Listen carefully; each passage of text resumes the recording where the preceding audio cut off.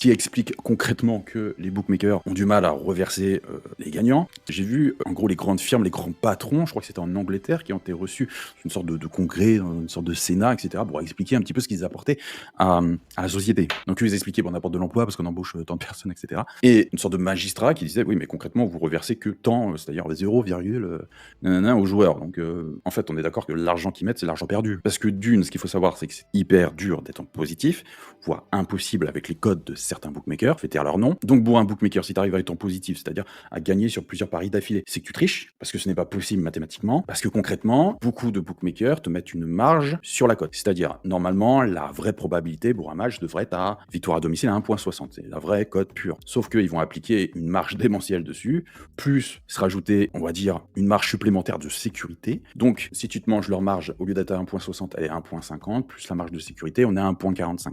Donc, pour une probabilité à 1,500, tu as une cote à 1,45. Donc, mathématiquement, en suivant ce système, tu n'as aucune chance de gagner. Donc, la personne qui vient me voir, qui me dit, oui, je joue sur, je vais taire le nom du bookmaker pour pas avoir de problème, donne-moi des astuces pour gagner, quitte ce bookmaker. Tu ne gagneras jamais, concrètement. Quoi qu'il arrive, même si tu as un gros coup de bol, même si tu passes un combiné, on l'a vu, des personnes qui passent un coup de bol terrible, ils passent un combiné de fou, ils ne récupèrent jamais leur argent. Jamais.